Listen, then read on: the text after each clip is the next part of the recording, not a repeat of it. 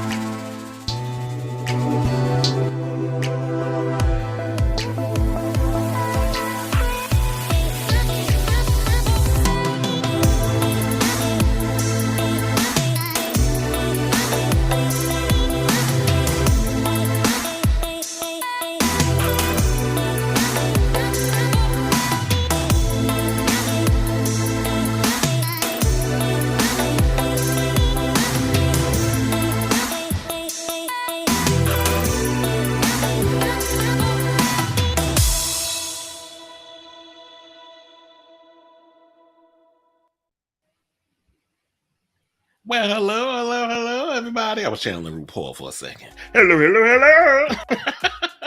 Welcome to a brand new episode of On the Line. It is a very special episode. Thank you all for those of you who are tuning in for this live show. I am your host, Chris Avalon, and yes, today's episode is going to feature a couple of hot topics, just to warm you up a little bit. But I also have a very special guest that's going to be joining me for, I'm going to put him in the line of fire. I've got a lot of really good questions. So I have a good friend of mine, Alex Tikas, is going to be stopping in. You know him. He does a lot of adult films, or as Nico Bessettas like to say, super happy fun time stuff. And he's also featured on the new Out TV series For the Love of DILFs, which is actually like one of my favorite guilty pleasures right now. So and especially after this week's episode, if y'all seen it, you know exactly why I had to have him on. So definitely tune in for that. But in the meantime, I just want to say thank you once again for tuning in.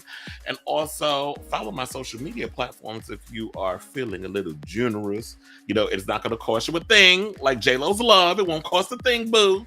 So definitely follow my Twitter handles. It is at the Chris Avalon. That is my Instagram, my Twitter, and all that good stuff, my TikTok, all that messiness. So without further ado, let me just get right into some of these topics. So we need to just go to interview because I got a lot of juicy questions.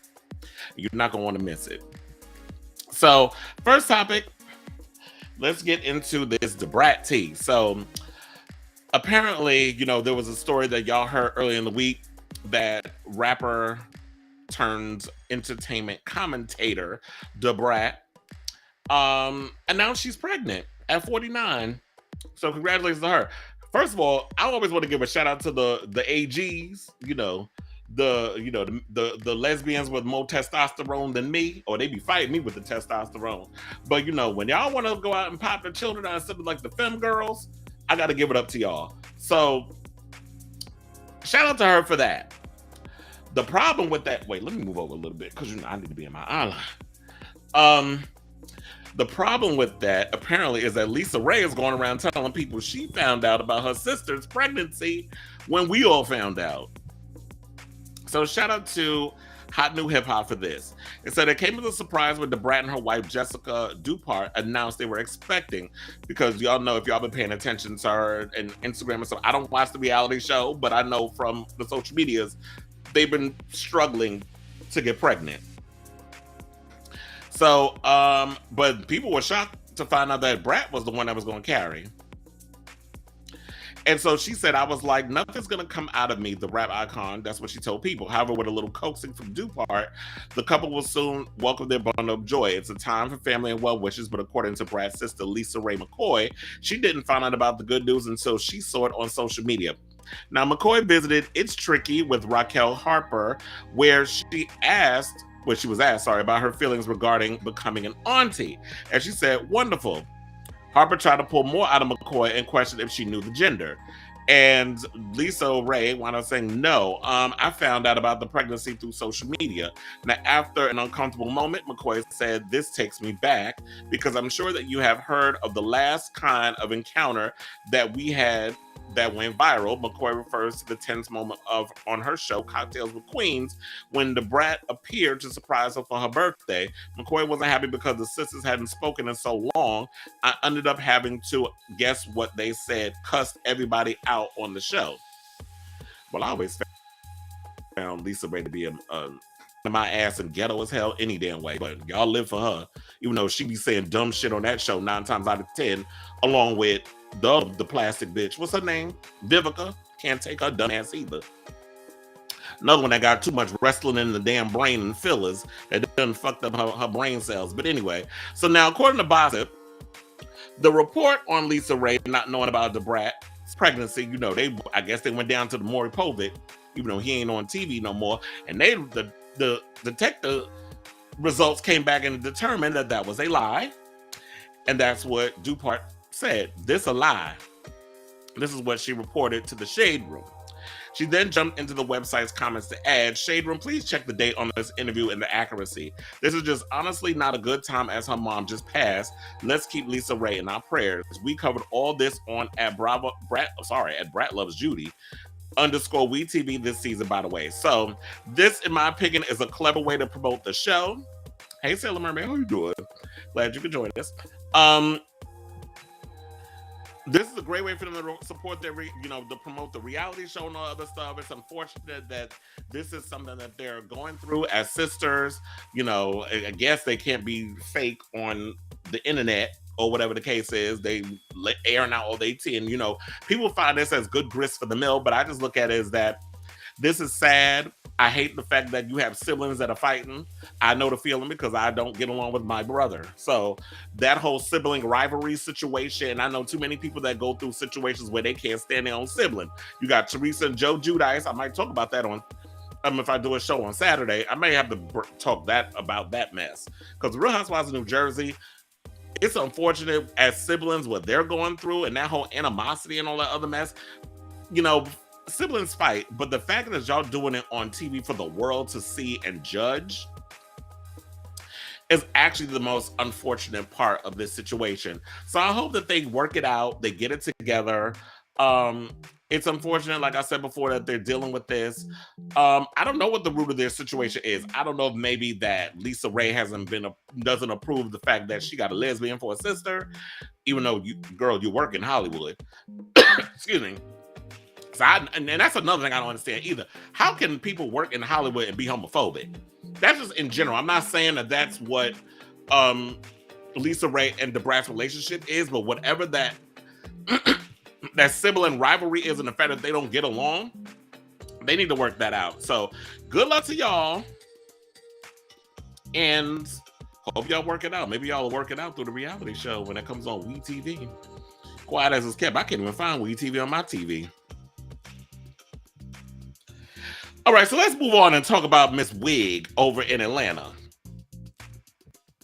or Georgia. So, we talked about it on the last show on Chris Avalon, The Rundown. I almost said Chris Avalon Unfiltered. That show ain't even been concocted yet. It's coming soon, y'all. I have so many damn shows. But that's another show, The Rundown. Every Saturday at 10 p.m. over on the streaming services. Check your local listings. But anyway, so, we talked about it the other day where she was going through foreclosure and all that other mess. But now we got an update because, Kim is speaking.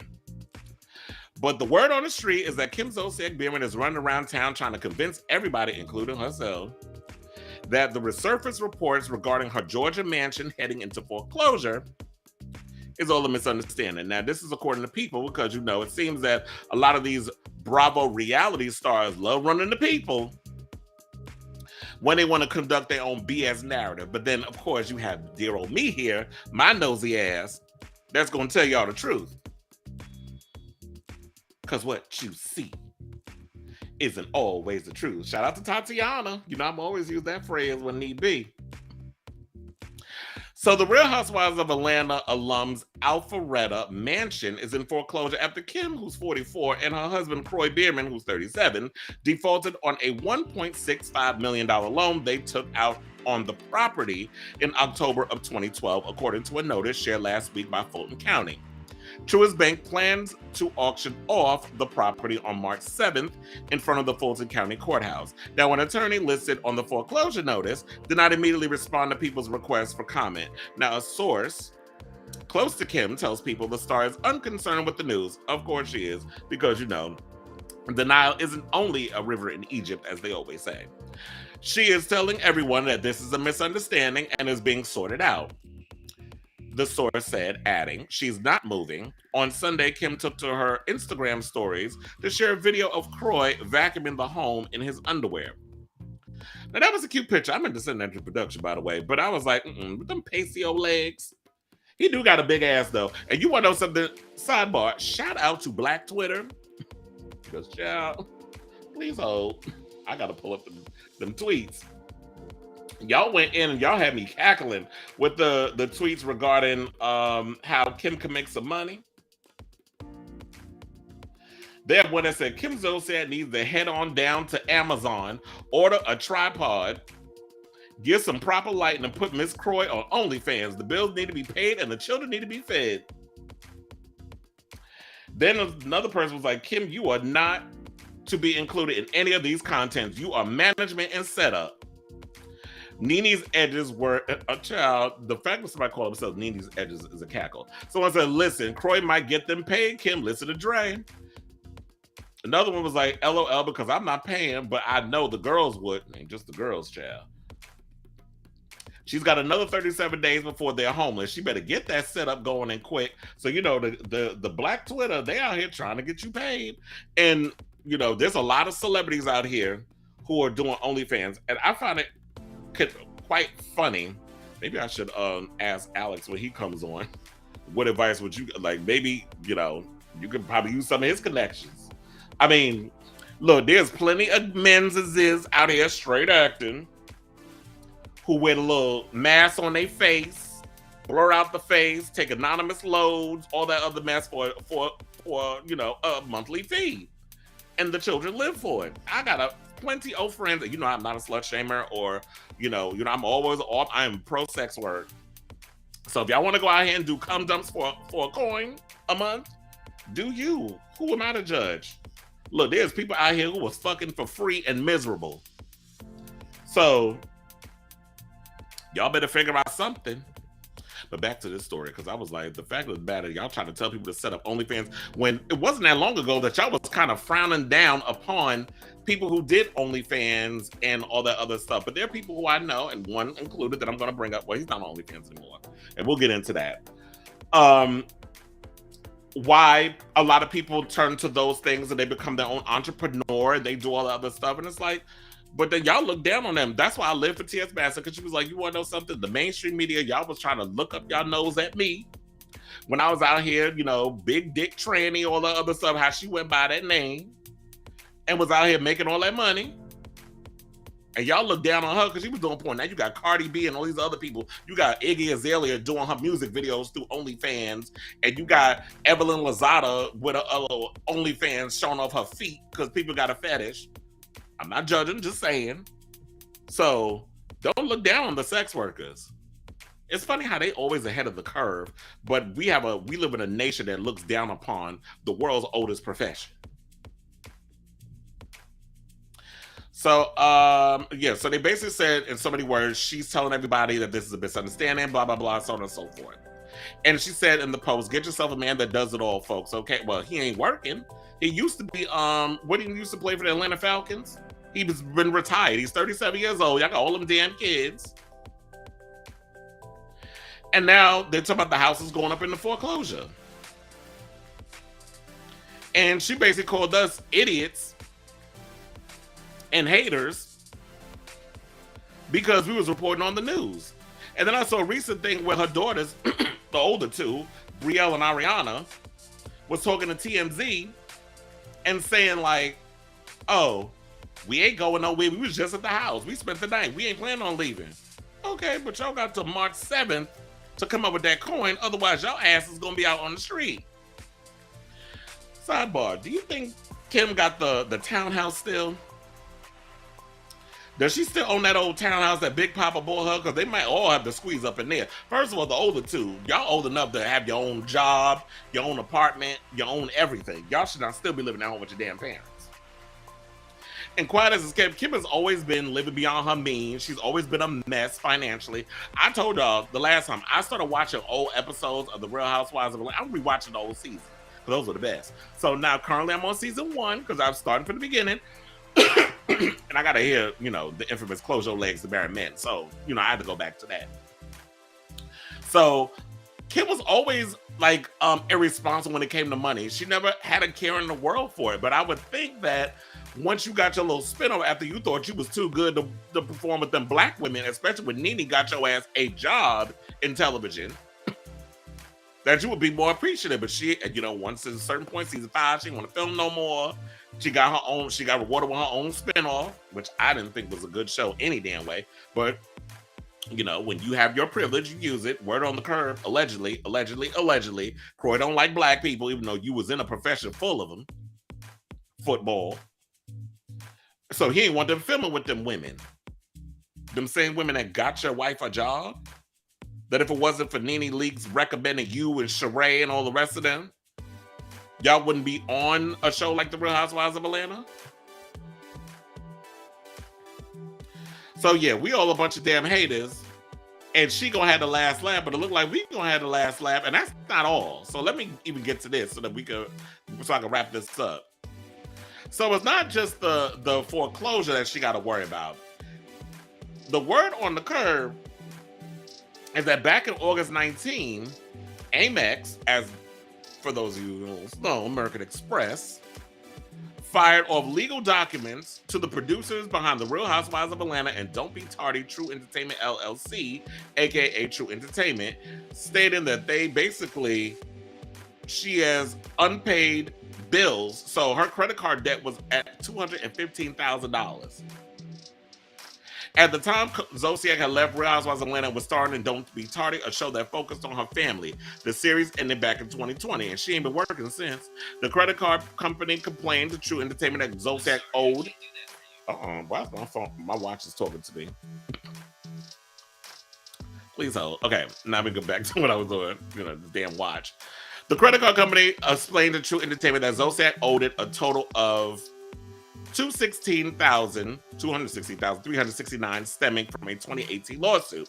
The letter noted that the production company to hold all money, including wages and other property except what is known to be exempt, belonging to the defendant or obligations owed to the defendant named above beginning on the day of service of the summons and included the next 179 days. The production company told American Express they had no money owed to Zolciak personally.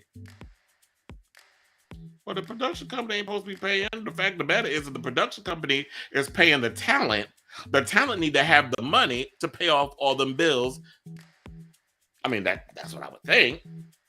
So you suing a production company. But no, sue this chick. Now, if she have her own production company that's intertwined with True Entertainment and Bravo, I can see y'all going after them. But quiet as it's kept, I don't see Kim as being the smart type that would create her own production company and create her own little, thing to keep the money coming in. I mean, she sold a bunch of dusty ass wig that probably smell like old ashtray and scalp sweat and a bunch of knockoff Louboutins. Because word on this, what I heard, she's supposed to be selling she's supposed to be doing some type of yard sale. Well, child, if y'all do, can y'all post the stuff on social media and tag me in it? Like, if y'all go to the yard sale, just like fan out, record with your phone, put it on the TikTok, on the YouTube, or wherever. Because I want to see. I'm nosy. Now, as Radar Online, this is from Radar Online. I forgot to post that. Let y'all know that. And they also said the production, around the same time, the credit card company fired off a separate legal notice to the Atlanta Falcons, where Kim's husband, Croy, used to work. It's unclear why they believe the Falcons would have money owed to Kim. Yeah, Kim ain't, the only connection that Kim would have to the Atlanta Falcons was her husband. Croy Bierman played for them. Now, I don't know if he actually hit the field. I don't know what his position was, like if he actually played or was he just benched. Because Lord knows he was no Tom Brady. He didn't have that kind of position with the Atlanta Falcons. But I guess they tried him out every now and again. So it said that the legal drama started back in November 2018 when American Express filed suit. Now, Kim has always been pretty, I've always said she's been pretty mindless when it comes to, her money and stuff. And to me, this is karma. You was always talking shit about people houses and you have this and you have that. You got your dream home and you this, that, and the third. And now the chickens have come home to roost, is bitten you in the behind. And this is what you got to deal with. So figure out how you going to come up with that money. But I already gave you an idea, child. You better start that OnlyFans for your husband. Call it Croy's Booty. But then again, OnlyFans is trash because they have so many restrictions. Now, just for fans and for my fans is for I'm stuttering. I believe they're kind of more or less geared towards the gay community. I'm sure I don't know if they have straight people on for my, just for fans, because I don't be looking at the content for that. Well, I don't look at vagina. Let's just say that. I pay more attention to the gay stuff. The only vagina that I will look at is if it's attached to a trans male. That's the only coochie I'm looking at or diving into. No offense, just saying. So good luck to you, Kim, and good. I don't know how you're going, support, all them kids you got. I mean, you got Brielle, who's 25, and Ariana, who's 21. That's with the first marriage. They're old enough to be able to support themselves. She got Croy KJ Jagger Jr., who's 11, Cash Cade, who's 10. Wasn't it the one that she was fighting Candy over the name that she said she wanted to name her son Cash? And apparently Kim went and ran with the name Cash, and they were talking about LLCs and this, that, and the third, ownership over a damn name. And then she got twins Kaya Rose and Kane Wren, who are 9. There was a little brown child she had up in a recent picture. I'm like, you adopted? Anyway, so I ain't got no more to say about this damn topic. Kim is a hot ass mess. I will keep you guys abreast of this story as it develops. And yeah, that's basically it. So let's take this quick break. When we come back, I'm going to be coming back with the one and only Alex Tikas. We're going to shoot the shit. We're going to talk about his porn career. We're gonna get all Barbara Walters / Oprah / Wendy Williams with this, interview. I will hunt you down. And then we also have another. We'll have after we do the interview, we have a closing. Hey. Oh, hi. What's up? He just snuck you in. But yeah, so when we come back, we're gonna bring you in, and then we're gonna wrap the show with another story, which is basically about Frank Gatson, who is Beyonce's former choreographer, who is under fire because he said that Rihanna's Super Bowl halftime was the best he's ever seen. So the BeyHive are mad. So yeah, we got to talk about that because the BeyHive stay upset about something. They always pissed. So let's take this quick break, and we'll come back and we will bring Alex Tikas. So don't go away, y'all.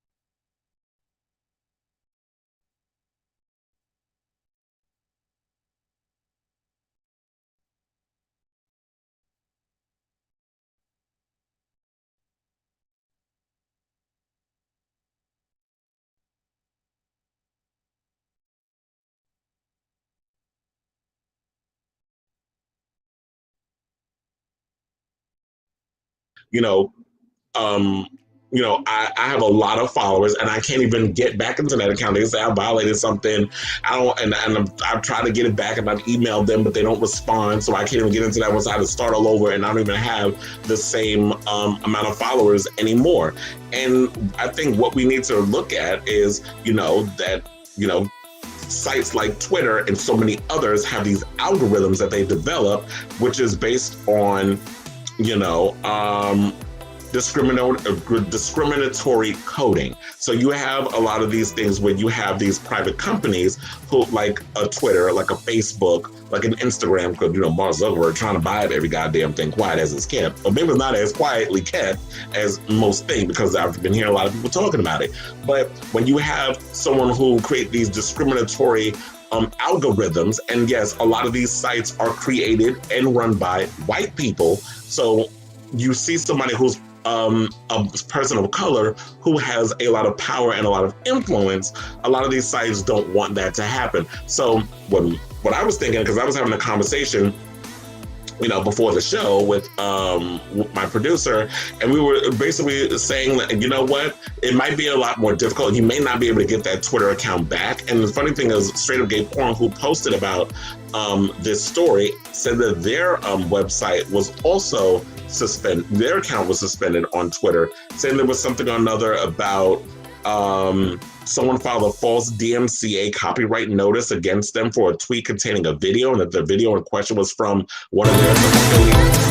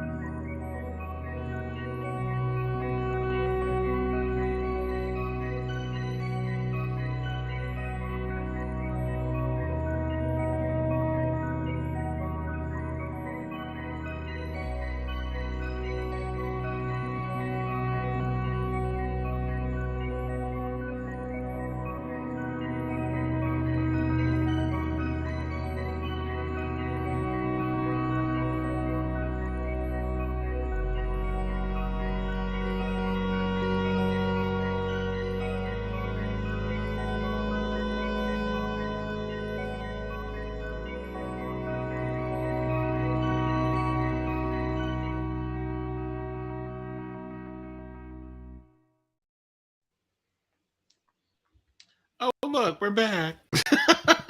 I don't know what happens. It's always some damn technical stuff. Like this happened in the last episode too. But anyway, welcome back, y'all, to On the Line. So yeah, that was a very eventful commercial break. And you want to know something? I'm gonna say this, like I said before. That clip that we showed where I was just basically talking about how I couldn't get my old account back. I did get the old Twitter back. That's the freak Twitter. So I got that old Twitter back because there was some issues and all that other stuff with that other one. But anyway, so we're back, we're here, and let's get this show started. So, introduction time. So you know him from such award-winning films such as Riley Mitchell's Gang Bang, Dude, Where's My Arm, and my personal favorite, That's Not Chocolate, Bro. So I bring you the world's most tolerated international porn star. Without further ado, it's the one, the only, Alex Tikas. Bring them in. Ciao. If they only knew. There's a lot that goes on behind the set. Yes, and also thank you for doing this interview. Wait, can you turn down the music some, please? Oh no, that's a little big.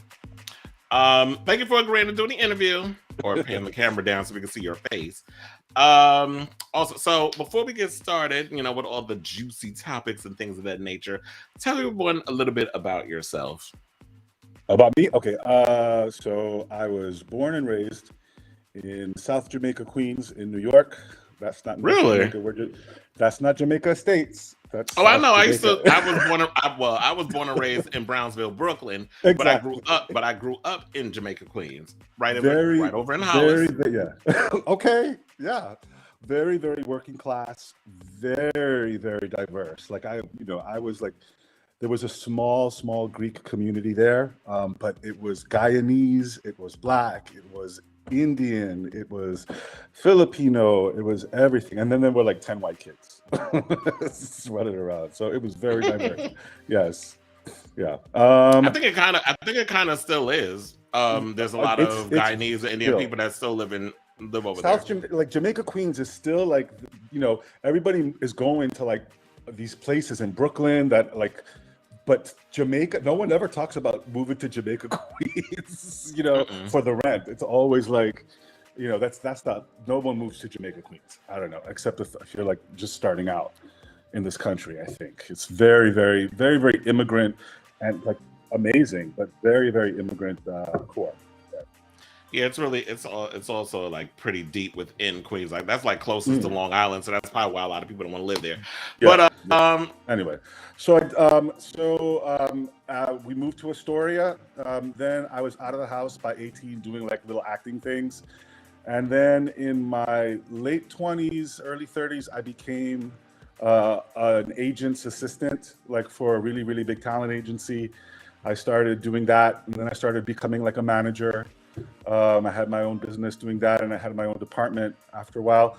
And then I just said, fuck it. This ain't making me any money. Yeah. Typical story in the industry where, it's so like, you're doing all this work and you're not making any money. My biggest claim to fame was Azealia Banks. I found her at LaGuardia High School, and she was an amazing, amazing actor. She is an amazing, amazing actor and an amazing talent. And then one day she just calls me and she goes, I just don't want to do this anymore. I just want to rap.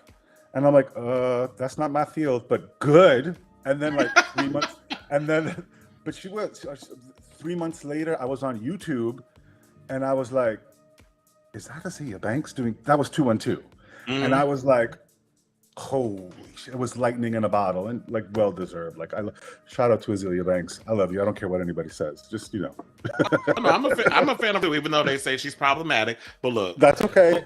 I'd be like, who's worse, she or Kanye? I believe Kanye is worse than her. So but anyway, I know she's been going through. I know she's been going through it with the music and all that other stuff. After, so I was bartending and working for the talent agency. I got fired from the last bar that I was working at, and I was which one was that? Was that the Eagle or was that G Lounge? That was Rebar. I said G Lounge, but G Lounge is now Rebar. Yeah, so that was Rebar, and I got fired from Rebar, and I won't go into detail about that except to say thank you for doing me the favor of firing me at Rebar, because if it wasn't for that kick in the ass, I wouldn't have like a retirement account now, which is basically what happened when I started sex work and escorting, and then the OnlyFans came in, and then the studio work came in, and it just all of a sudden it was just sort of like hairy Sasquatch bear daddy niche rough trade porn. Well, since we're going there already, what made you want to and get here, what? and here we are. I was like, what made you decide to get into adult entertainment? I was always good at fucking. Can I say? Can we curse? Right? We can curse on this. Or You ain't hear me cursed about this show. Of course you can. I'm just checking.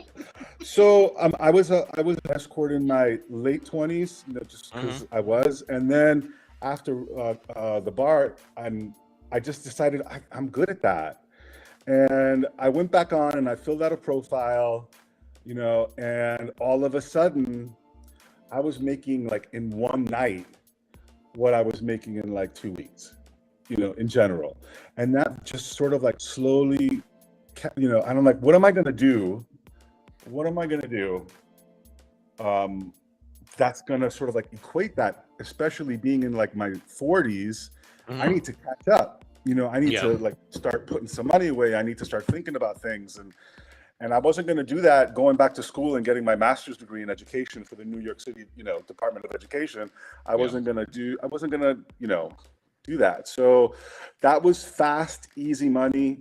And then all of a sudden I was dating somebody who said, let's try OnlyFans. And I'm like, why the fuck does anybody pay for porn? It's free.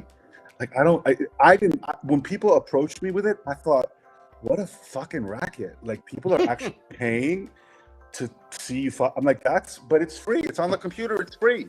And then so me and my ex were just like doing like these little 2-minute vignettes, and we had like 200 fans that basically were like paying for our trip so we would travel.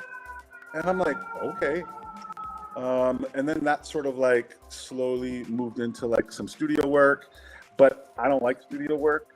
I prefer sort of like being in charge of what has become a brand. Yeah, because you get to decide who you want to bring in and do all this stuff versus them putting you with someone that you may or may not have chemistry with. The studio is always going to ask you who you want to work with, but there are times when you work with people that you don't necessarily have fun with. It's work.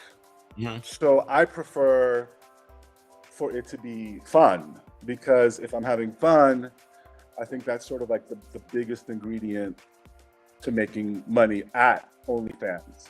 I mean, you can sit there, like you said earlier, put on a mask and jerk off or take a shower or show your ass or whatever, but I don't know why people would come back to you after 2 or 3 months. Because like if you go to Brazil, like they all look like that. So how are they coming back to you over and over? It's not about making the $5 or the $15 or whatever they charge for the month. It's about having them stay. So, and that's what I try to do. And I try to do that by having fun. So it's been working. And also the good thing that I think people need to realize I'll tell them. So if y'all subscribe to Mr. Tikas, he ain't that expensive. So you're not going to be paying $15 to $20 to see somebody's booty hole and that's it. There's a lot of people that are on Instagram that got their stupid little OnlyFans, just fans, whatever, and they don't show a damn thing on there. Y'all know who the hell y'all are, but he's giving y'all good quality. I know because I am a subscriber. I don't know if you know, but I thank you. You're not gonna support my friends. I endorse this product. Okay, so I endorse I support my friends how I can, but yes, it's well worth the money. You get good quality entertainment for a small fee, and I think a lot of people get this misconception because I have a question about misconceptions that I'm about to ask you after I do this little rant. So the one thing I like about with the misconception is that people think that you have to charge, because I've had someone say this and I was like, that's not necessarily true. Where, oh, well, you must be a cheap hoe or whatever if you charge $7.99 or $9.99. I'm like, if you have somebody coming along that you're charging $5, $6, $3, whatever, the amount of people you have continuing to get that money stacks up at the end of the month. You know, so it's not about $25 for low quality, and then you just have all this money and you're giving crap. That's I mean, I'm in Cuba on the beach and I'm looking at my phone, or I'm not in Cuba because they don't have internet, but like I'm in Spain. I'm in Spain on the beach, and I'm like, oh, somebody just paid $4 to see my. I'm on the beach not working, and the page is like working for itself. You set your own hours. I prefer to do a quality job. Like there's a cameraman, and we've got the light, and we got the people that want to work together. You have a cameraman? Oh, I brought in yes. There are some Rocco Steele, for example. I'll give you like. I love Rocco Steele. Yeah, he's a guy. For obvious reasons. Well, go ahead. I know, right? So, but he has still cameras. I hate still cameras. Like I just can't put like one camera here, one camera there. I just want I want it to be like a hookup, and I want people to see the hookup. Like I want people. Treasure Island Media has the same sort of style, and if you're going to ask me what my style is, it's sort of like that, just sort of like the fly on the wall. That's kind of like what I like to. Doesn't Austin have the same thing from? Oh my God, I forgot his last Austin, name. I think Austin also has still cameras. Yeah, Austin. Oh my God, and like God, he's so fucking beautiful. Jesus Christ, what is in the water he is drinking? He is a beautiful, beautiful man. Woof. I need to interview him next, but yes, you're right. and he's got For My Fans. Like he created, that's his site. Good for him, and he created that for sex workers after OnlyFans tried to pull that shit. So good for him, Yeah, that's basically what I was alluding to earlier when I was talking about how I remember once upon a time you were part of OnlyFans, and I remember you saying that you were removing your content from there because of a lot of the restrictions and things that were putting on their website. They were deleting. They were like poppers in the background, way in the background. And for whatever reason, they decided to start deleting a lot of content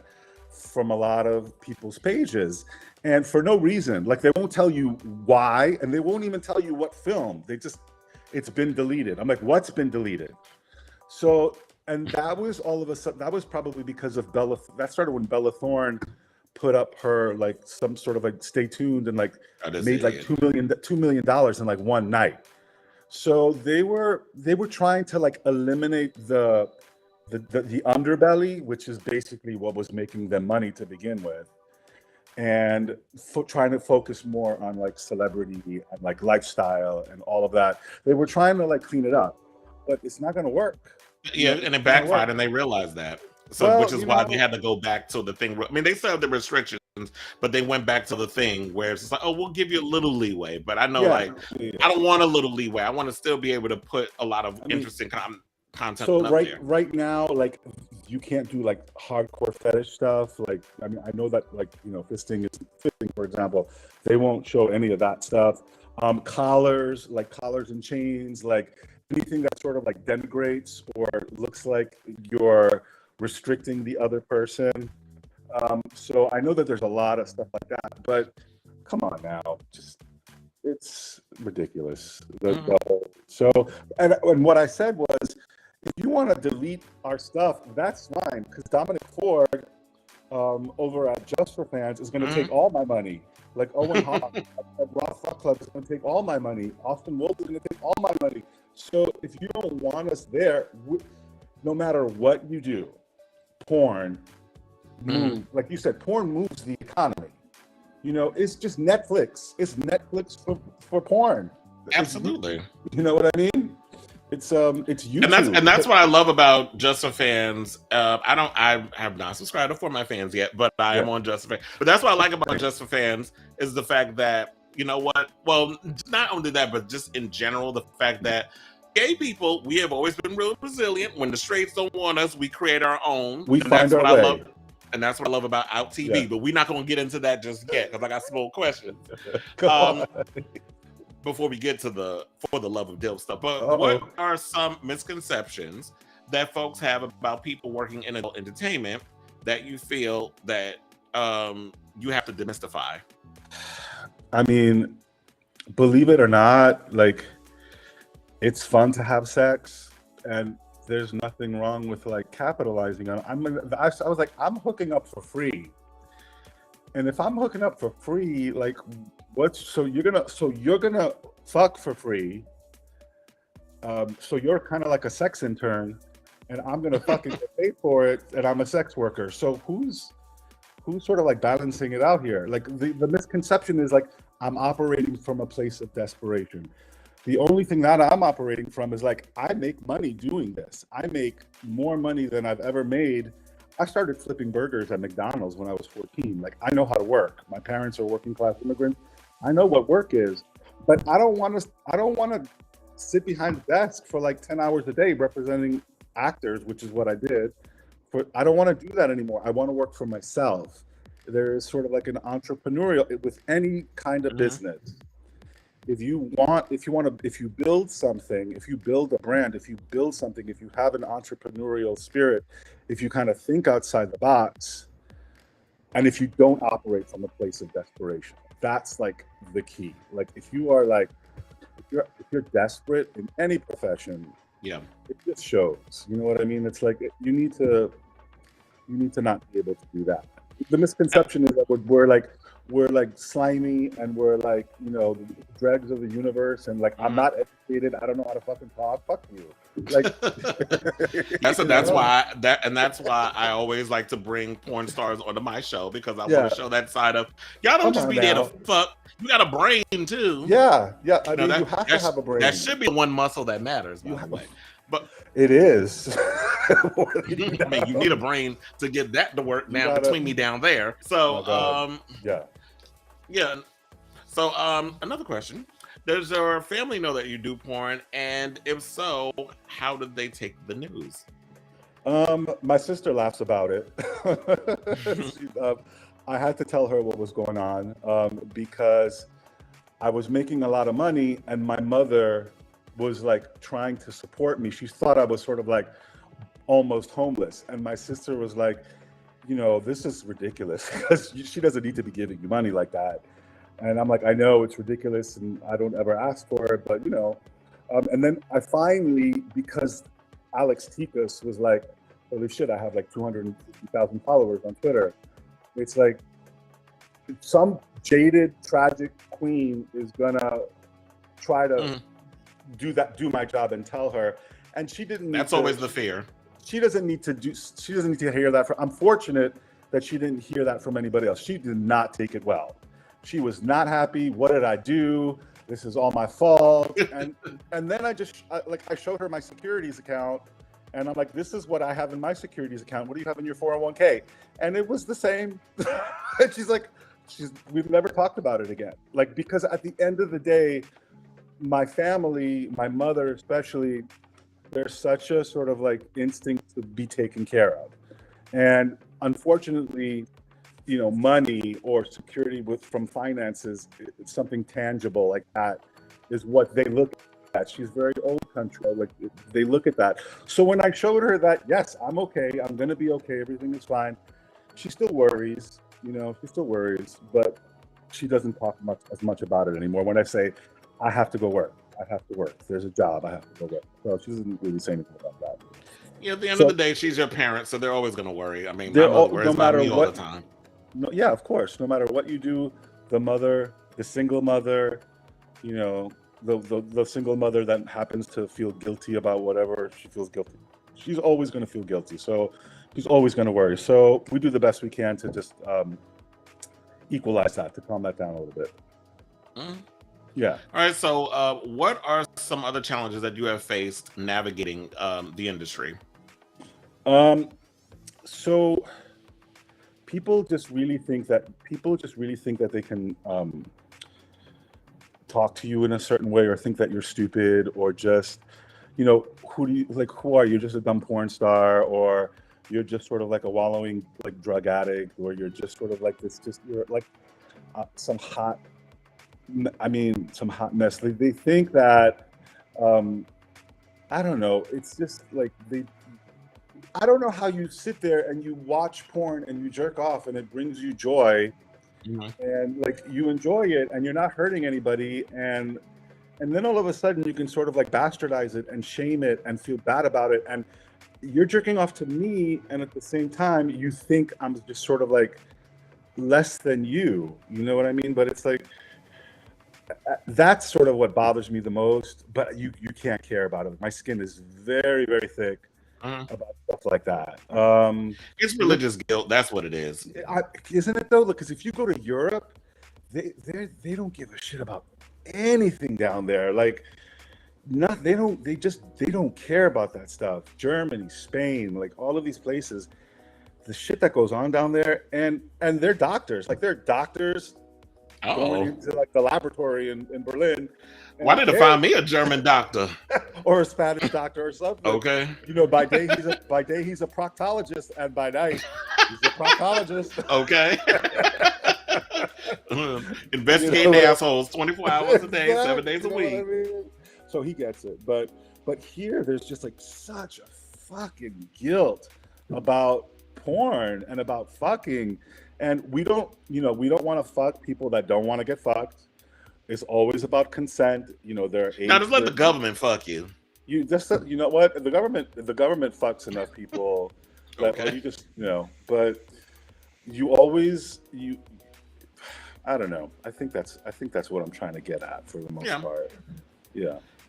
Yeah, we got it.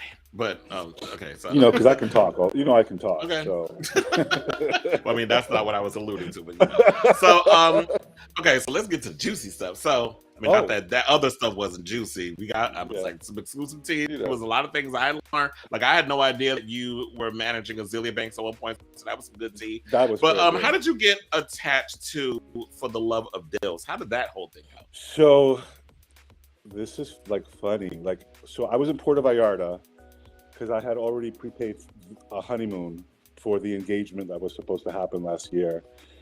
And so I was there, you know, and it was not cute. Like, I mean, Puerto Vallarta is beautiful and fun, and I did my thing.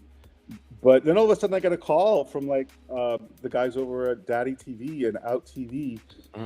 And they were like, For the Love of DILFs, and this is what's happening, and can you create a little self-tape?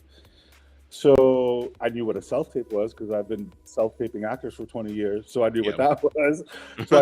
So I created a self-tape for myself, and, you know, and then they called me. And so from Puerto Vallarta, I went to Spain. And then from Spain, I flew directly back that day and went directly into DILF Manor to shoot For the Love of DILFs on outtv.com. I mean, that's crazy how you just jumped from all these other places and you went immediately into the show without even having to like mentally process things. Last year, work-wise, opportunity-wise, business-wise, I could not have been at. It was a peak of all peaks. Like, it was nonstop. Spiritually, like I was like. I was glad I was that busy, because otherwise I would have been like, I don't know, not in a good place. So I kept busy. At least I did that. So yeah. And do you think because you were saying like you were busy and you were moving around so much and so many things was happening with you regarding your businesses, do you think that moment of stillness, kind of like similar to the COVID situation where all of us had to stop at one point, do you think that may have played into your decision to quit episode 3? Yeah, we're gonna bring that up. I had to quit because I had to leave the show, because it's a serious, for me, I took it seriously. And you know, Tony's adorable. The cast was really, they were in it. We were all like in it. And it just started like creeping up with me, because it started slowing down. Like, my mind was not moving as quickly. I was sort of like allowed to sort of be in the present moment. And I all of a sudden I realized that I can't invest in a relationship right now. Like, I'm I'm still dealing with what I dealt with the year before. Like this kid is like pouring his heart out to me. I'm pouring my heart out to him. Mm-hmm. And then all of a sudden it just, so, I mean, what had happened was like, I saw Tokyo going at it with Gordon. Yeah. And I was like, oh man, I gotta get out of here. So you wasn't there for the drama, because I actually met Tokyo when I lived in LA. He used to, well, I don't know if he still does it, but I know he was throwing a party at Avita in West Hollywood, so I know he does a lot of like the promotion. He's like a little seamster. He's super sweet. Like he worked that camera. I was like, okay, editing. Like he knew what to do. He watched he watched enough Tiffany Pollard. He watched enough Nene Leakes to know how to work the camera. He's Lisa from Pickups. He was like, he knew exactly what to do. And I was like, all right, I see what this guy's doing. And he did it right. Like, you know, he was playing the field. He was exploring. He was trying to figure things out for himself. But at the same time, he was getting his camera time in. And like, props to Tokyo. I love you. Keep shaking it out. As you should. I love his Instagram. You should see, if you're not following him, you should. He's really, really great. Oh, I need to, because sometimes I'll be following people and don't even know I'm following them. But here's an interesting question. I don't even think I wrote this down out of my head. Now, if you did not quit the show, who do you think would have been eliminated in your place? Or I should say leave the show, because you said you didn't leave. I have an idea of who I think would have left. But wait, I'm going through it. So there was, maybe Gordon. I don't know. Who do you like? I don't know. Maybe who was the black guy with the braids? Oh my god! That picked the oh my god! I forget names. That picked the cute little. I think he was part Asian and he was mixed. I think went with him out of convenience. But when Charles came up in the house, the new guy, I wanted to ask Charles out. I was like, when he walked in, I was like, I mean, he was hot and he had that nice British accent. Yeah. Well, wasn't Irish. I was Irish. Yeah. And the fact that he was versed, the other guy was versed, they connected on that. Whereas the other guy, the black guy with the braids, he was, I'm a top, but if I meet the right person, I ain't got no time to pull up the trainer wheels and teach you how to take a dick. Like, I'm not doing that. That's a lot of work. This is how you do. This is how you don't eat burritos before you hang out. You know, shit like that. I don't have time for that. But yeah, that you make a very, very good point. Like he would have probably been eliminated. So, yeah, I think that if I wasn't, he would have been. I'll take that. Yep. Okay, so let's play for a few clips from the show, and then we'll come back with some questions. Okay. I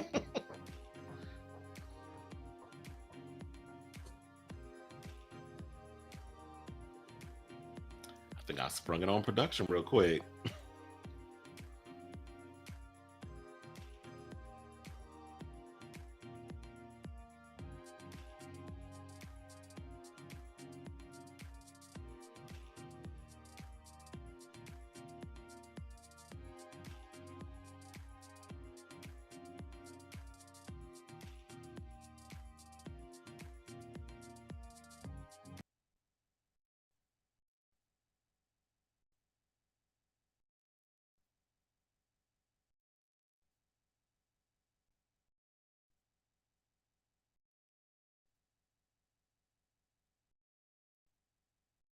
I'm really, really excited for our date tonight. Okay. And like, this is coming from a place of love because I really boy. do. No.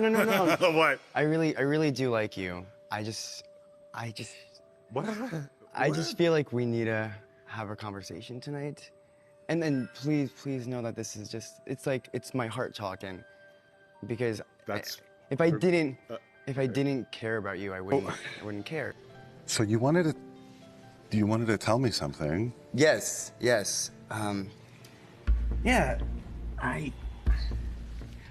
it's time to talk. So, I really like you, Alex. I really do. Actually, I have a present for you. What? I do. No, you don't. I do, yeah. What? Right now in the middle of the night, you know. Oh, really? I'm kidding, actually. Ah! I have yours, You have mine. That was really thoughtful. I've been thinking about your jockstrap nonstop. Why? Also because I have a black pair as well, so you can have my black pair. We'll switch. I like the jockstrap. I used to wrestle, and so it kind of like gave me like that whole fantasy, kind of that moment of like, ooh, the coach is hot, you know? Okay. So like it kind of So like it's your coach fantasy? it's like a coach fantasy, man. Yeah. I've been called coach many times. Well, then I'll be your star player.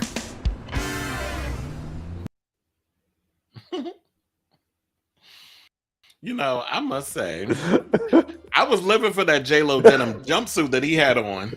He had that. Well, he wore that onesie to death at that during that show. Oh, did I'll tell he? you that. Because I was like, the booty was booty. Yeah, And when he had it, when, you a know, lot of people can't pull that off. He can. He did good. he definitely has the body for it. And if I'm not mistaken, I think he's a title holder. I think he was Mr. Gay USA, one of those type of titles. So we had talked, and I'm in Fort Lauderdale. Mm-hmm. So I was at the Gay Pride Parade here in Fort Lauderdale, Wilton Manors, and Captain America is like on this big, whatever, like thing, float. And then I'm like, you look, yeah, I was Captain America in Fort Lauderdale. I was like, I saw you, and that it was Mr. Gay USA. So I was like dating Mr. Gay USA. I didn't even. You were dating the gay captain. You were dating America's ass. That's I what you was were dating. I guess. Okay, so let's read some of these comments. Shout out to Sailor go. Mermaid, who said, I think it was we were talking about before. Talking about it's expensive as hell. I guess it was referring to, you know, living out here, whatever the case was. Yeah, my biggest pet peeve is charging ridiculous prices but show little content. It's a scam. That was when we were talking about social, you know, the content creators and how much they charge. Robert Price wrote, so the BDSM community is definitely banned. I guess he's saying from OnlyFans. Sailor Murray also said, unfortunately, they see adult stars as objects and nothing more. Plus, yes, the religious and Puritan mindset does play into it. And Sailor Murray was to Tony, oh, he's cute. Yes, he is.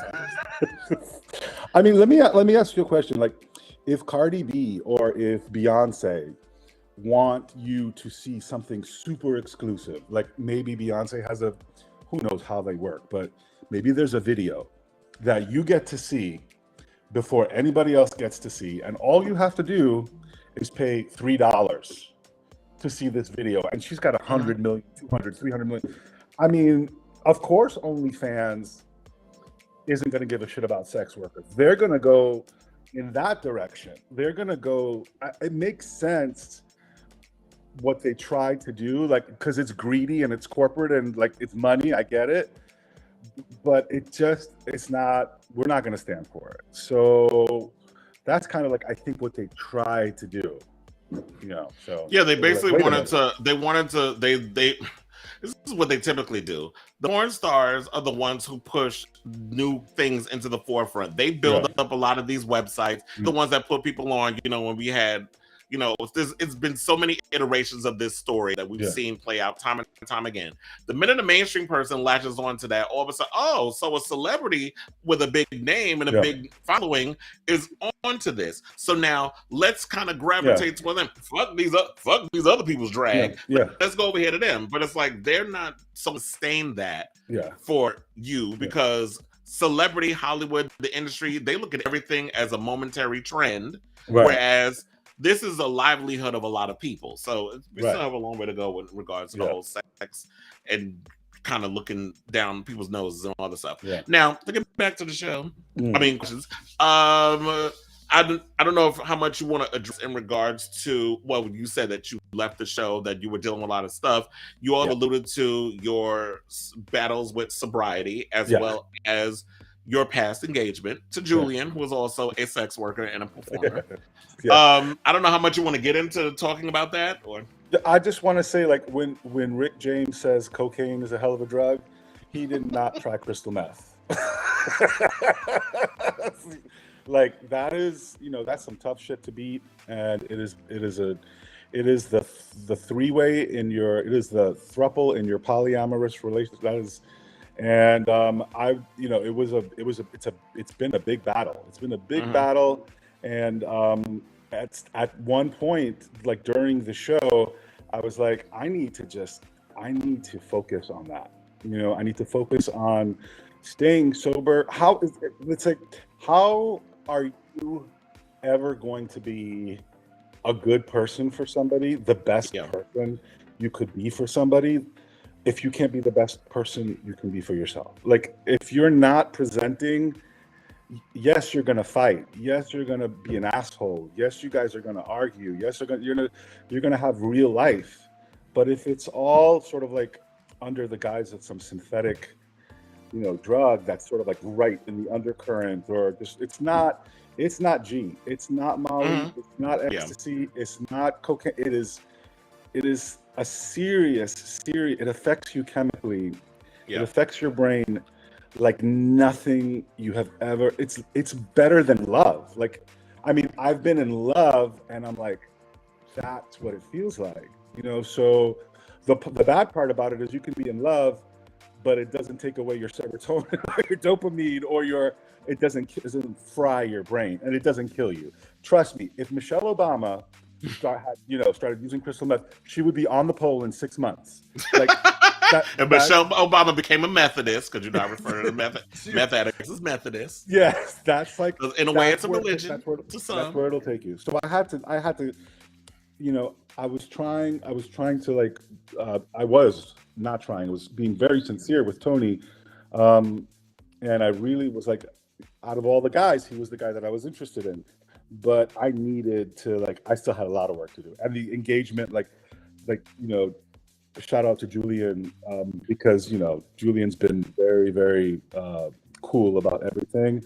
Not in our personal conversations, which don't need to be talked about, but he's been very quiet about everything, and a big shout out to him. And, you know, and I have to say you know what, I appreciate that, because there's so many, like, there's certain, you know, there are content creators out here who report a lot, and shout out to him, Nico Aesthetics. I'm gonna put it out there, like, I ain't gonna talk shit because I actually like him, but he does a lot of stories on his YouTube regarding a lot of fighting amongst gay porn stars, porn star couples, and you see like the tit for tat on both sides. So I love the fact that you two are mature enough that it's like, I'm going through my stuff, he's going through his stuff, and we're keeping it amongst ourselves, not putting it out here on social media, because that's the worst thing. Everybody, I mean, he was a lot better than I was, because I was just like, you know, sad songs, you know. I was like, it was a tough time. It was a very, very tough time. But in regards to like bad mouthing publicly, you know, or creating, it's bad for business. Like, I do not want to be attached. I will cut you on an email or on a phone call, or we're gonna talk about it, but I won't put that out. I don't need your opinion. I don't need the public's opinion. You know, if I'm hurting, it's nice for somebody to tell you you're going to be okay, let it go. You know, like, you want sort of that reaffirmation when your heart is hurting, but I'm not going to attack somebody like that public. I have gone after people that have tried to like rip me off, and that have tried to like tell me that I'm something that I'm not. Like, you know, your heart is breaking, and if somebody's like calling me bipolar because my heart is breaking, I will eat, like, you know, I will eat you. Don't fucking question my mental health because I'm hurting. Feelings are good. It's good to feel. You know, don't tell people to stop feeling, you know, whatever it is. But, you know, come and pick up your feelings. Absolutely. Like, I've noticed the older I get, the more in tune with my feelings I've been getting. Like, I've literally, like I was telling people, I watched Bad Bunny's performance at the Grammys and started crying. So it's like, it's just these weird emotions that just pop out. I'll listen to Pink's new album, I'm crying. I'm like, my God, that first song on the album, I'm like, I'm at the gym, I'm like, what? You're in heaven now? That is not an album you can work out to. You can probably work out to I realized that. Trust Fall. You can work out the Trust Fall, but that's like 3 minutes on the elliptical. Exactly.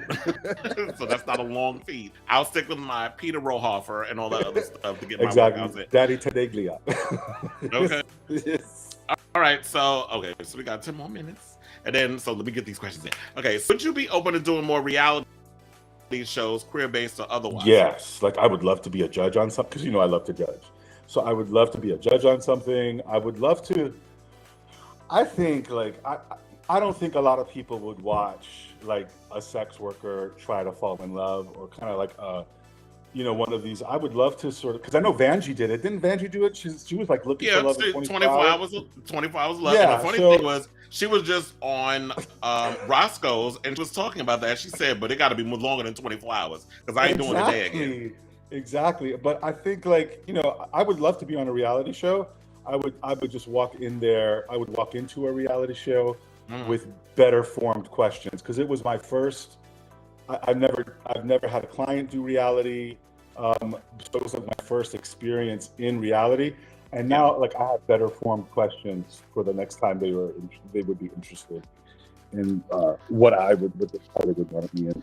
I could definitely see you doing like a judge type of show. Funnily enough, I do got some ideas that I want in my brain about a gay based competition series. I need to know some people who can help me get this off the ground. So I'll send you the links to Artie and Topher, and maybe you guys can sit down and have like a pitching session and see what's going on. There's an idea. There you go. I'm a facilitator. Please do. Thank you. Okay, so I don't know. Did you ever watch the show The Real Friends of WeHo, or you know anything about it? I'm watching it. I have to stop. But you I'm are watching it. I have been, yes. I've been watching The Real Friends. Oh wait, I'm not judging you because I'm still watching it too. So I'm like, hold y'all tomatoes and your lettuce. It's one of those things. It's one of those things that I'm watching and I'm like, why am I? It's entertaining. It's entertaining. What's the gentleman's name that runs the makeup company? Dorian Renard. He just doesn't want to. I mean, he doesn't want to be there. He's like, why am I here? Exactly. And I'm like, he doesn't want to be there. And I'm like, why am I watching you? I don't like. It's not a love to hate you thing. Yeah. I'm like, I don't get why this person. No, I get it. No, I get it, because my thing is, okay, so even if you don't want to be there, play the game. Do what you do. Promote because you sign on, Drake. You the one that decided this is what you wanted to do. So while you're here and you're abiding by that contract, act like you want to be there amongst these people. Even if you don't want to participate in the shenanigans, then they can kind of vote you off the island like they did Kim Fields that one season she was on Real Housewives of Atlanta. But for the most part, it's like, sir, you're here promoting your makeup line and your stuff. Yeah. With some old celebrity ain't nobody know about, Cassie, who came out that one album nobody bought. But it's like, just sell your stuff and keep it moving. But the whole idea of you being just not wanting to be present, he's very caustic. It's off-putting. Very and I mean, if you're gonna do that, if you're gonna be that personality, then at least sort of like make us like you. Because I love like polarity. I love when people come in and try to ruffle feathers. But this guy, I'm just sort of like, he just doesn't want to be there. Like he just really would rather not be there. And that's how they edited him. So I mean, that's how I'm interpreting it, which is maybe wrong. And I went to the Drag Race premiere. He was not promoting it. He wasn't there. Everybody was there except him.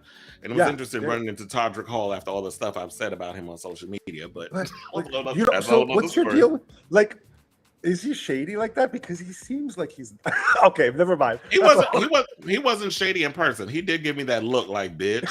But other than that, I was just like, look, I'm gonna just play my position. I'm gonna stand on this other side with the press and keep it copacetic. Not be ghetto, not be ratchet. Okay, so let's move on from that. But I was like wondering what was your overall thoughts of the show. But now that we got that out of the way, okay, let's talk about your other achievements. We got 3 more questions, and then So you were nominated for an All Stars Award for an orgy you just produced. Now tell us a little bit more about that. So the All Stars Award was created by Twitter, sort of like a follower, and it's completely fan driven. And I mean, it's not sort of like on a particular radar, except like it's like a People's Choice Award kind of type of thing. And I'm looking through it, and it's like favorite bear, favorite daddy, favorite whatever. And then all of a sudden, I look at favorite group scene, and I'm looking at the thing that I produced in Spain, the epic the Sitges, because I went to Sitges and we just all got there. It was Barcelona Circuit Week. And we just got all of them together before they started doing their thing. And we created like magic in that scene. Like, and it's available on Just for Fans if you want to see it for $5. But but the really, really cool thing about that for me was, even though you can't really win an award like that, is that Lucas Entertainment, Raging Stallion, Tim Tales, like all of these big names, big studio names are in this scene, in this pile, and there's like 10. And then at the bottom is like the CHS Orgy, Alex Tikas producer. And that was really, really cool. And I got to tell you, having that there and not having my ex's East Coast orgy, which was also very cute. I mean, you know, but like, so I did so I saw my ex's orgy, and I got so mad because that was my garden for 10 years. That outdoor space was like my garden, and every year. And they have orgy in your garden? Well, he threw everything out. It's his house. He can do whatever the fuck he wants. He is paying the rent. You know, you got to be rational, and you got to say that. But for 10 years, I was building that garden, and he threw everything out. And then all of a sudden, I'm like, that's my garden. So instead of like getting mad and getting like this, I kind of lasered it into like, I got an idea, and I'm going to show you how it's done. And so shout out to Julian again for sort of like putting me in a place to create a situation like that, of creativity and of having fun and being recognized in a situation like that. So that was very, very cool to see that. You know, it was a little, it was what it was, and I really want to emphasize that I'm not bad-mouthing Julian, because he does beautiful, beautiful work. And the past is the past, and time heals everything, and let it go, and all of that stuff. And I'm not doing that. But what he did teach me was to channel whatever like irrational emotion into something rational, and to turn it into hard work or determination or even a contest or a competition, because I'm very competitive. So that's, I really want to just make sure that that is said. Okay. So yeah. Well, 2 more questions. Okay. So since we're in the whole award situation, I know you were telling me, because I had no idea, we talked about it earlier during the pre-interview, that you're nominated for some Grammy Awards, and those nominations are probably being spoken about as we do this interview. Yeah. So have you heard anything in regards of the nominees? So the Grammy Awards have been nominated. They're out, and I just found out that another orgy for a Grammy was and it's amateur. It was like I mean, yes, we had a cameraman, there was lighting, the guys were there, but nobody's famous. Nobody's like this big Bobby Knight. Oh my God, was Bobby Knight? Bobby Knight was there. One of the other DILFs. I know Bobby Knight's work. So Bobby's relatively famous. He's been around for a very long time. Although they didn't address his adult film career either, but I think that I knew. There's still there. We all do. But there's still a few more episodes left, and I don't know how they edited it, but I think he was still wavering. He might have been like, well, I don't know yet. Let me just sort of like take it easy and let me see how it goes. I can't be sure, but maybe that'll play out in the rest of the season this time. But yeah, I got nominated for a Grammy. That's crazy. That's crazy, because that's a little more legit. So. Thank you very much. It doesn't matter. Winning does not matter, because I personally believe that if Raging Stallion wants to pay the Grammy Awards, I mean, I'll say it. I think I'm going to say it right now. You can say it. Say what you want to say. You want me to say what I want to say? Because I'm going to say I live for the mess. Go ahead, yes. I think that I can't be too sure, because Drew Sebastian and Jack Dixon won very, very appropriately in their categories last year. But is there a hot new star, or is there something that a studio wants to promote, and do they want to sort of like, give them a little preferential treatment in exchange for a little preferential treatment? Who's to say? Award shows, I don't really trust them in general. Sometimes they nail it, and especially it's all political. It's all political. It's porn.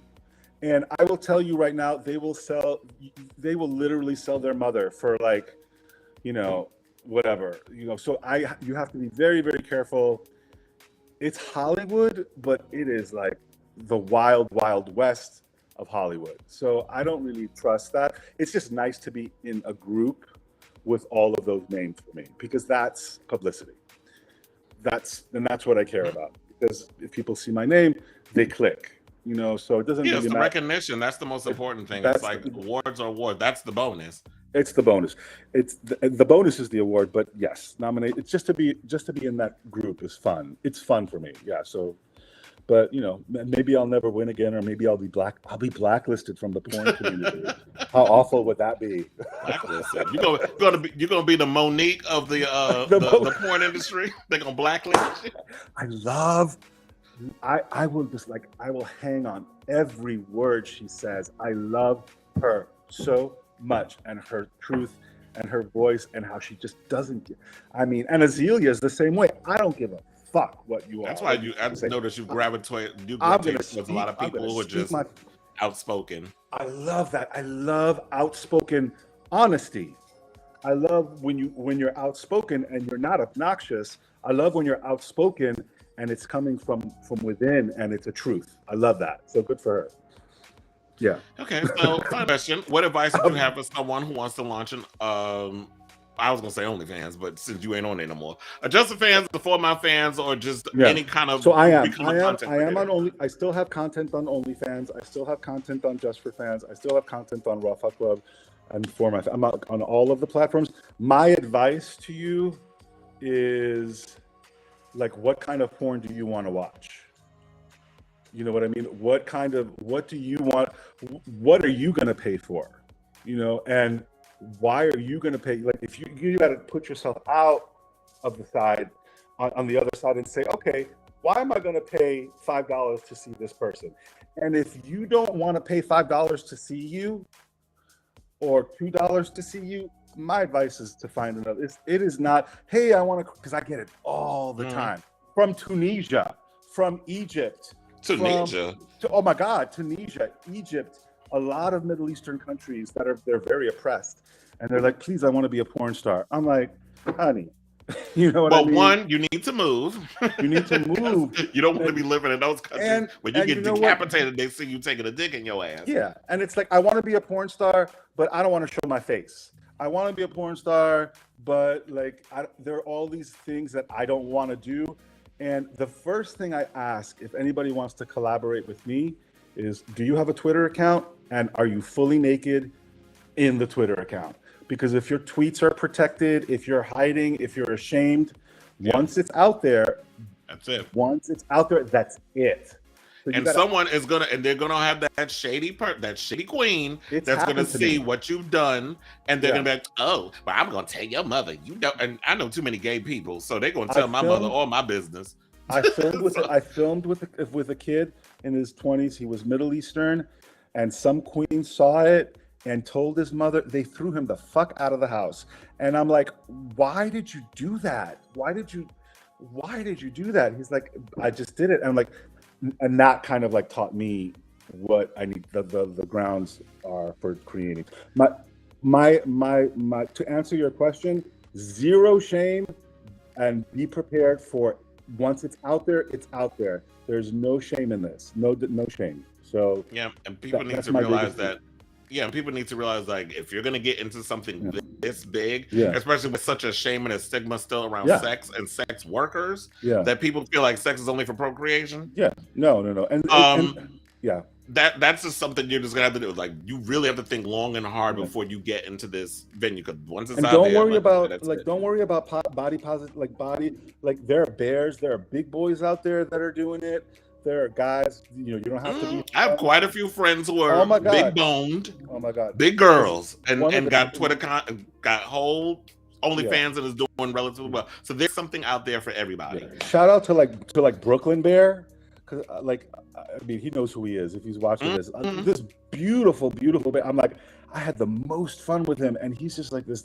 He just is shameless, just does his thing. He was, but as long as you're having fun, doesn't matter what. Sexy is sexy. How you carry yourself is how you carry yourself, period.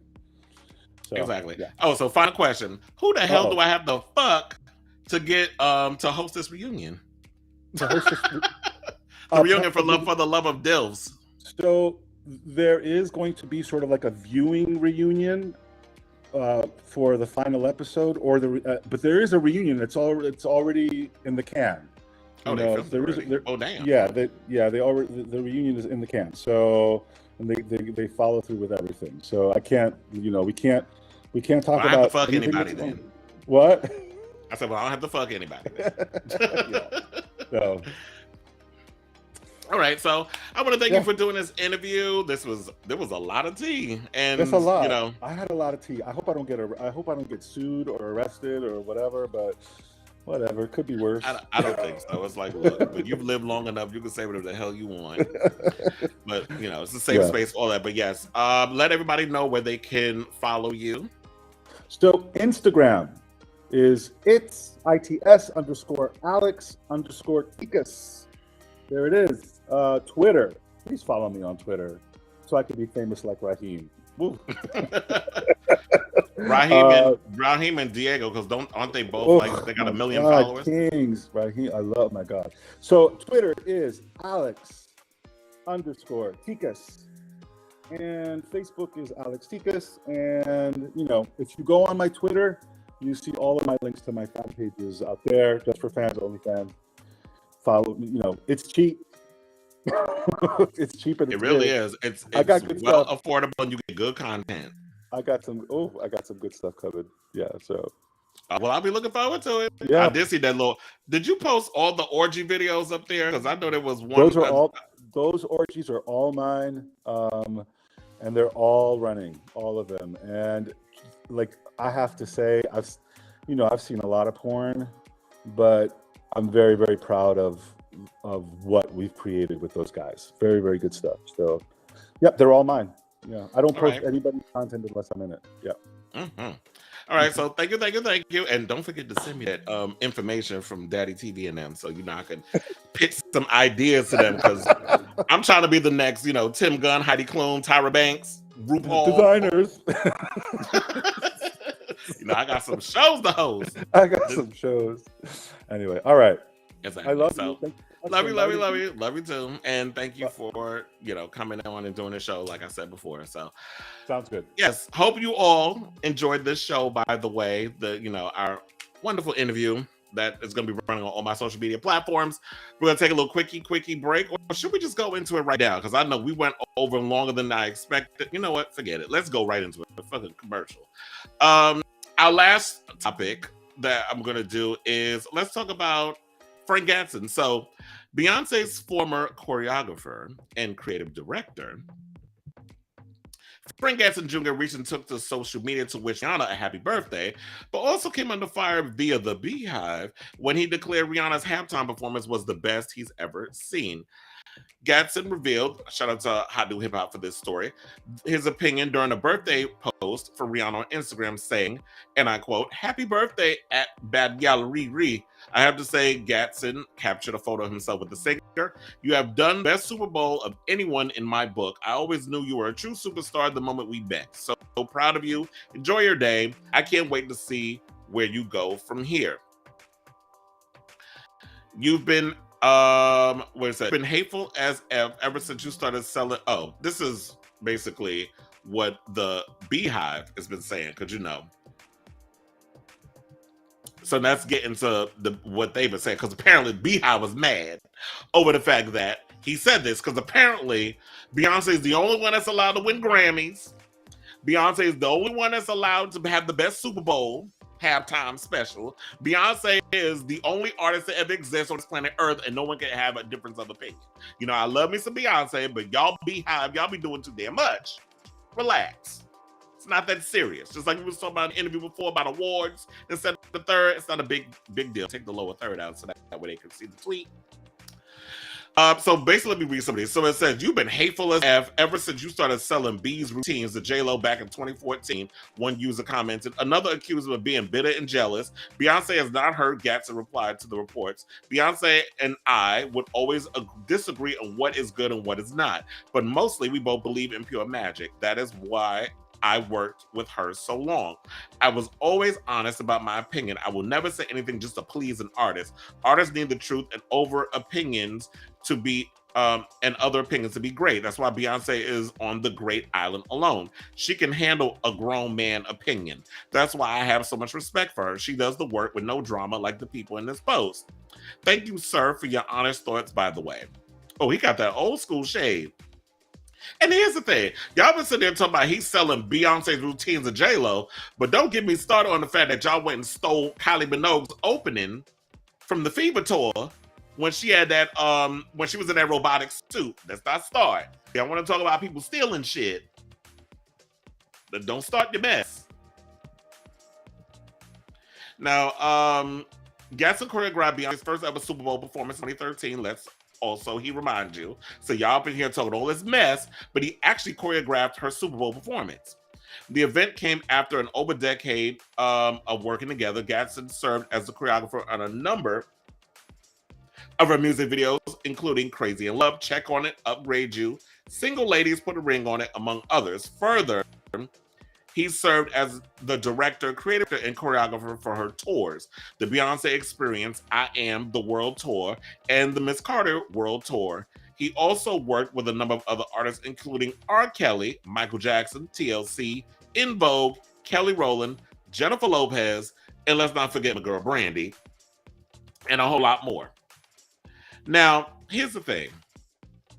What people need to realize is that everybody is entitled to their own opinion.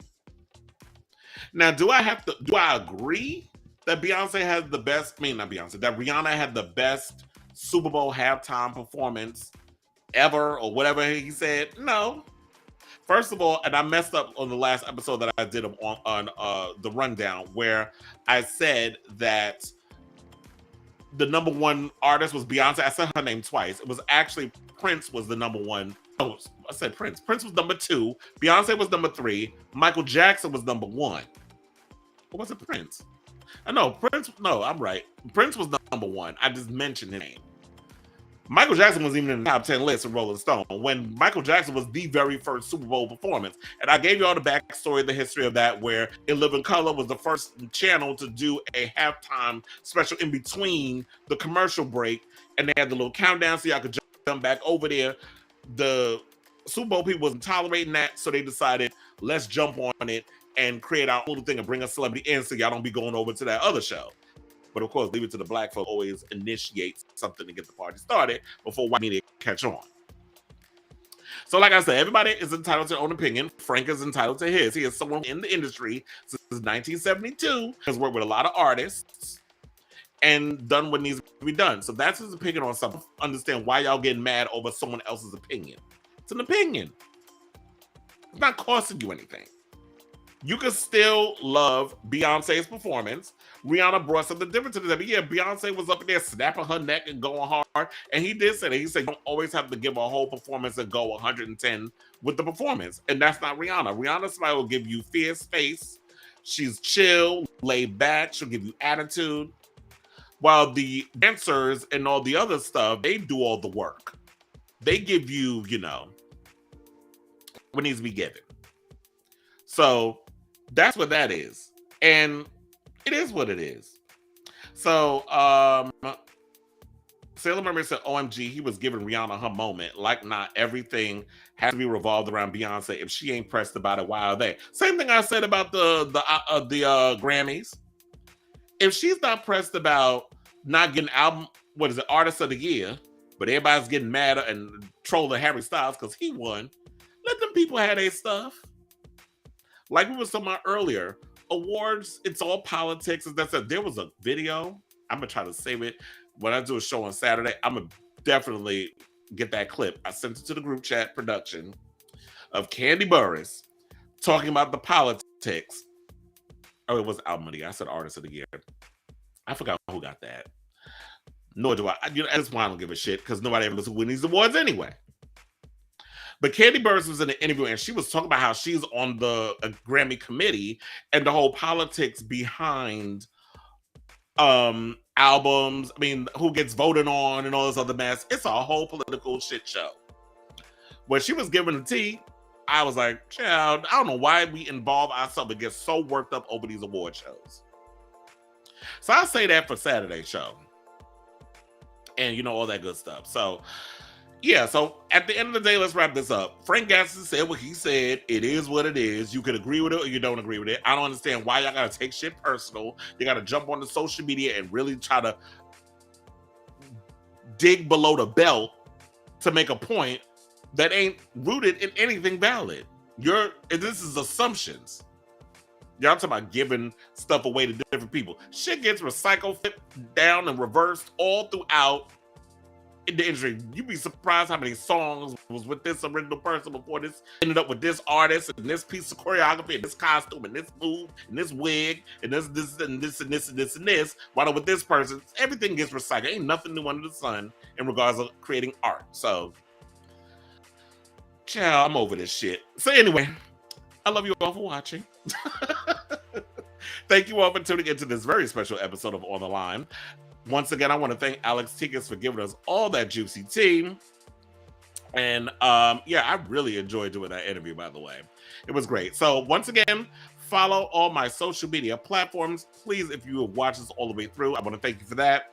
Click like and subscribe my YouTube channel because that's how the algorithms, this is where I get to be seen. A lot more viewers gets to be aware of what I'm doing and all the topics and all other stuff. So you get alerts on when I'm gonna go live again. And yeah, that's basically it. So once again, love you all for watching. If you just got me on the background, love you all for listening. And until next time. Oh, and thank you all for who's been sitting there watching in the live chat and contributing. So shout out to Sailor Mermaid and Robert, my two who love to jump in and at times, and those who are just lurking and watch. Love y'all too. And until next time, ciao, darlings.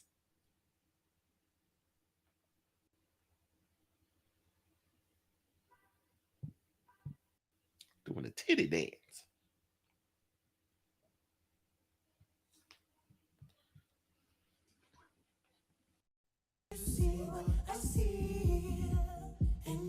This is for faggots.